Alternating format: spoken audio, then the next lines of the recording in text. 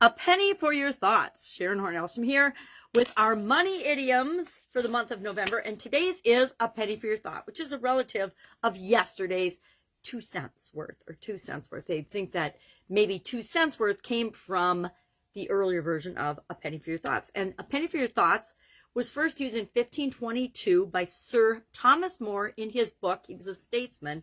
And in his book, Four Last Things, he used the penny for your thought expression. It became very popular ever since. And it's actually meant the same thing for over 500 years now, because what are we in, 2021?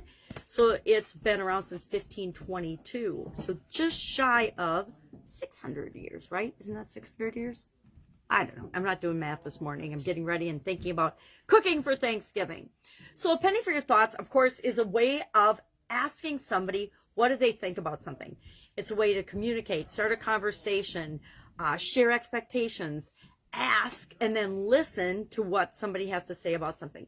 It's a way to enhance our customers' experience. Now, I have used a penny for your thought on occasion. I have been asked, hey, a penny for your thought on occasion as well.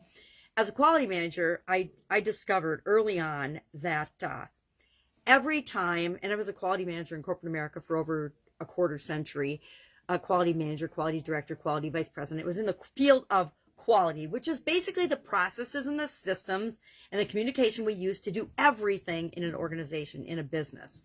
And one thing I discovered early on in my career was that every single time, if we investigated and dug into a situation, every time there was a quality error or defect or problem or challenge, somebody somewhere in the organization knew about it, but they didn't feel comfortable speaking up or bringing it to someone else's attention. They knew that something was broken. They knew that a device wasn't working. They knew that a material wasn't right. They knew that somewhere in the process a mistake had been made.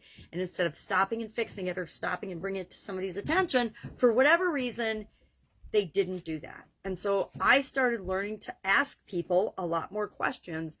And every once in a while I'd say, hey, a penny for your thoughts about this. Because sometimes people are afraid or they're discouraged from bringing forth problems and challenges and things that really need to be fixed in our businesses. And if we want to supersize and grow our businesses, we have to make sure that the people that work with us in our organizations know that they're not going to get punished if they bring bad news to us. If they let us know something that needs to be fixed, that's for the betterment of the whole organization, we actually should be rewarding them for that, not ever punishing them or making them feel afraid for their job or their position or whatever. And there are organizations that do that, that treat people the wrong way like that.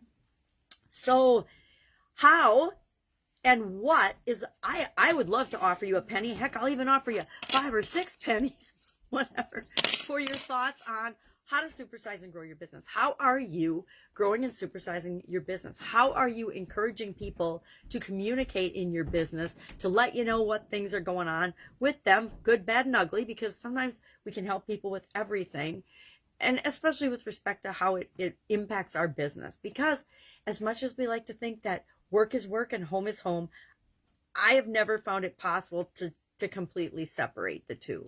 I think that we bring ourselves wherever we go. And so if we're having struggles or challenges in our home life, it's going to impact our work. If we're having struggles and challenges in our work life, it's going to impact our home, as much as we try to separate and segregate the two. So, penny for your thoughts with respect to how to supersize and grow your business. And I will be with you tomorrow, Thanksgiving morning, with another money idiom for the month of November. Have a great day. Any questions, any concerns, any comments, share in the comments below. Otherwise, I'll be with you tomorrow.